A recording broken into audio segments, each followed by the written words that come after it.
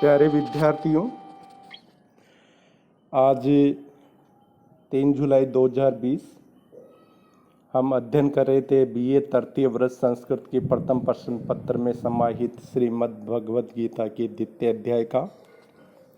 आगे हम 25वें अध्याय का श्लोक का अध्ययन करेंगे।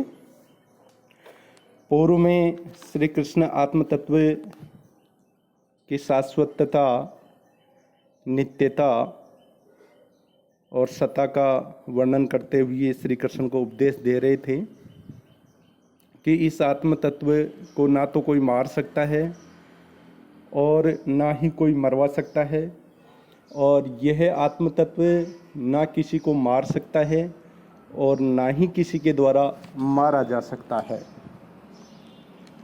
आगे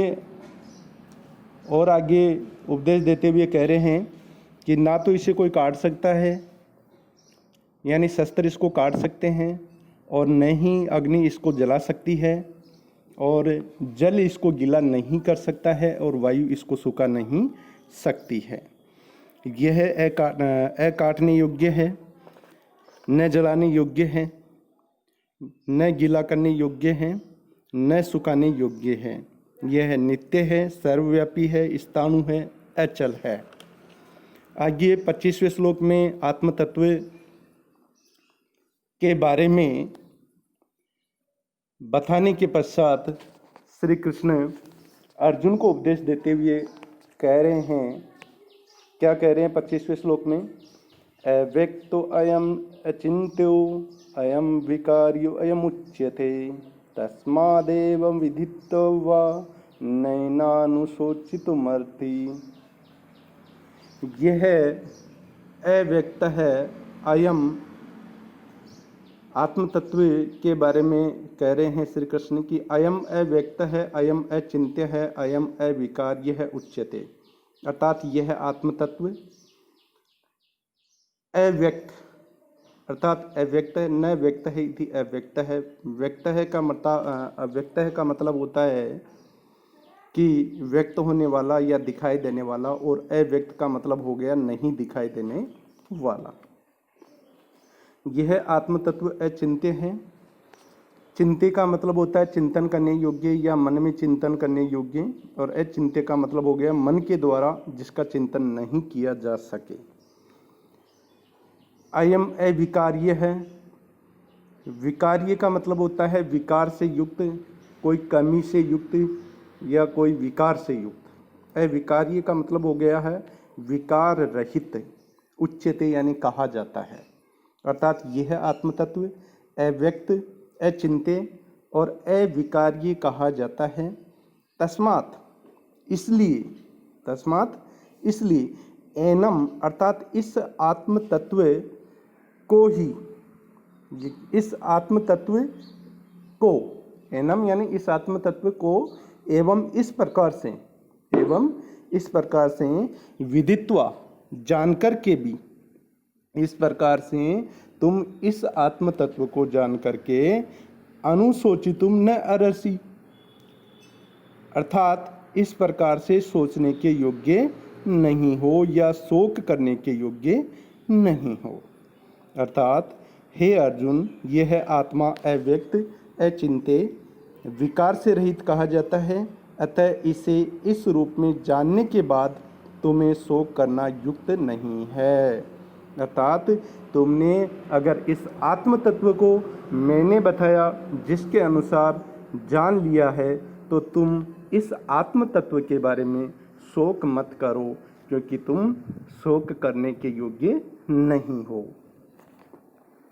इसमें देखिए अव्यक्त है, न व्यक्त है इति अव्यक्त है, नंगे समास है। विदित्वा में त्वा पढ़ते हैं और अनुशोचितुम में तुमुन पढ़ते हैं। सुच धातु से अनुपूर्वक तुमुन पढ़ते हैं। अचिन्त्य न चिन्त्य इति अचिन्त्य, नंगे समास है। अगले 26वें श्लोक का अध्ययन करते हैं अपन। अथम चैनम नित्य जातम नित्यम वा मन्यसे मृतम तथापि त्वं महाबाहो नैवं सोचितुम अर्हसि। अथ च एनम नित्य जातम व नित्यम मृतम मन्यसे तथापि महाबाहो त्वम एवं सोचितुम न अर्हसि।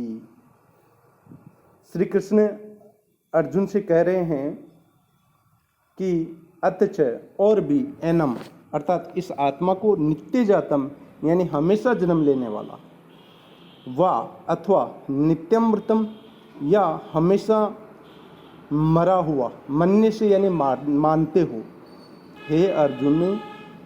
हे अर्जुन और भी तुम इस आत्म तत्व को हमेशा जन्म लेने वाला अथवा हमेशा मरा हुआ मानते हो। तथापि फिर भी महाबाहो, हे महान भुजाओं वाले अर्जुन, त्वम एवं सोचितुम न अर्हसि, तुम इस प्रकार से सोचने के योग्य नहीं हो या सोचने के योग्य नहीं हो, काबिल नहीं हो। हे अर्जुन और भी तुम इस आत्म तत्व को हमेशा जन्म लेने वाला या हमेशा मरा हुआ मानते हो, फिर भी तुम इस आत्म तत्व के बारे में इस प्रकार से सोचने के योग्य नहीं हो। अर्थात यह आत्म तत्व हमेशा जन्म नहीं लेता है और ना ही हमेशा मरता है। इसलिए हे महान भुजाओं वाले अर्जुन, तुम इस आत्म तत्व के बारे में इस प्रकार से मत सोचो। जातम जो शब्द है उसमें जन धातु से तय प्रत्यय है। मृतम शब्द में मृ धातु से निष्ठा अर्थ में तय प्रत्यय है। महाबाहु संबोधन में है ये, और बहुव्रीहि समास है इसमें। महंताओ बाहु यस्य स महाबाहु, अर्थात जिसकी महान भुजाएं हो वह महाबाहु है। और संबोधन में क्या हो गया, महाबाहु। त्वम यहाँ पे द्वितीय का प्रथमा का एक वचन है, एवं अव्यय है, सोचितुम में तुमुन प्रत्यय है, और अर्हसि लट लकार मध्यम पुरुष का एक वचन है। अगले श्लोक 27वें का अध्ययन करते हैं हम।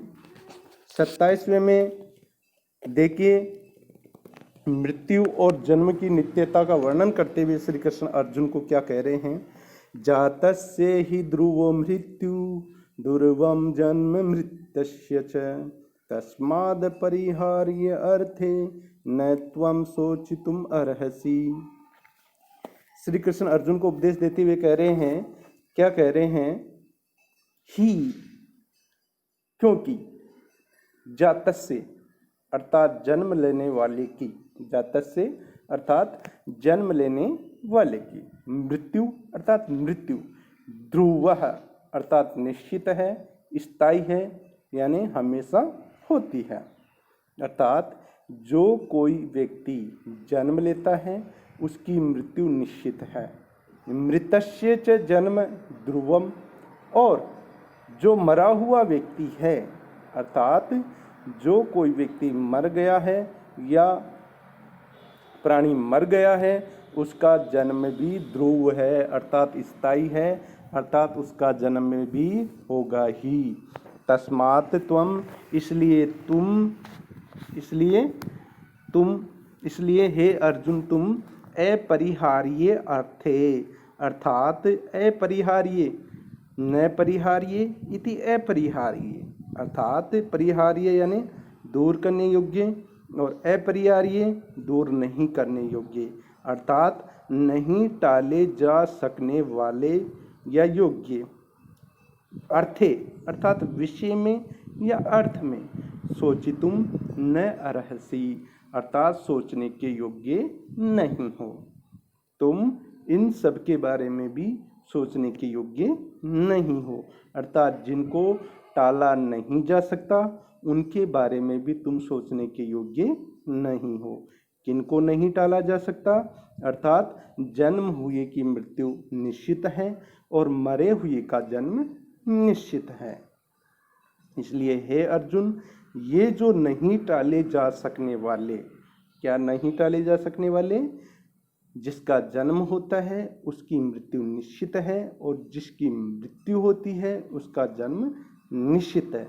इनको कोई नहीं टाल सकता या कोई नहीं रोक सकता। इसलिए इस विषय में अर्थात इस नहीं टाले जा सकने वाले विषय में तुम सोचने के योग्य नहीं हो।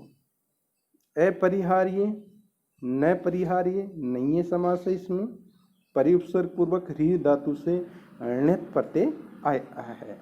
जातः में जन धातु से तय प्रत्यय है। मृत में मृ धातु से तय प्रत्यय है। तस्माद यहाँ पे पंचमी का एक वचन है। सोचितुम में तुमुन प्रत्यय है और त्वम यहाँ पर प्रथमा का एक वचन है।